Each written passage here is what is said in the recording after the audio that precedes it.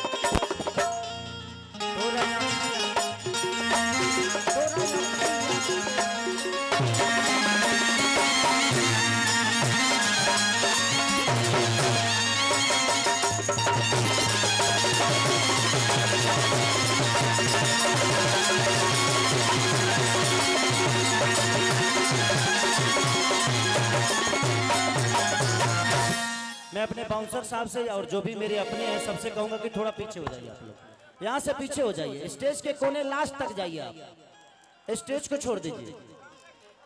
कि अब बस कर रे कजली रहे दे दर्द देले बाड़ी वो पहले सहे दे। चलिए काजल रघवानी जी, आज मुझे लगता है कि 4 बरस बाद हम लोग एक दूसरे के साथ स्टेज पे मिले।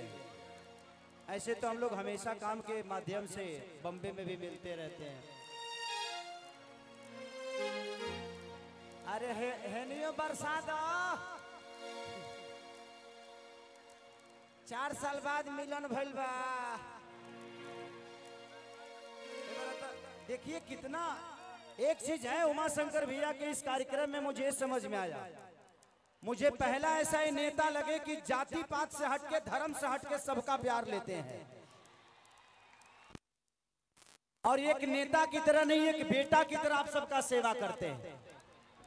जो इस धरती पे नहीं हो सका वो सारा विधा कोशिश इनकी रहती है कि हमेशा अपने जनता के लिए क्या चाहिए, हमेशा आपके बारे में सोचने वाला कोई बेटा ही सोच सकता है, कोई नेता तो नहीं सोच सकता। तो उमा शंकर भैया मुझे लगता है कि इस क्षेत्र के नेता नहीं बल्कि बेटा है और आप सबके दुलारे हैं। एक जोरदार ताली बजाइए उमा शंकर भैया के लिए। काजल जी कुछ बोलेंगी?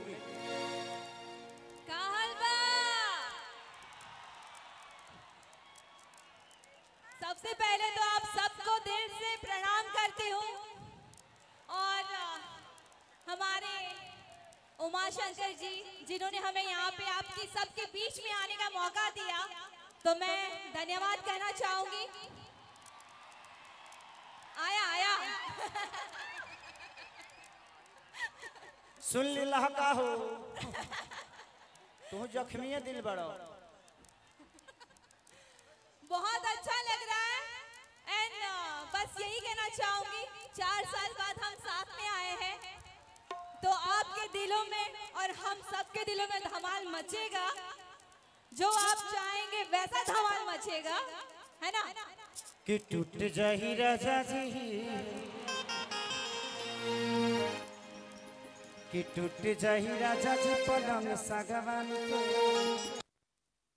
हो जाए। कि तनी सूत द चदरिया तान के तान के तान के।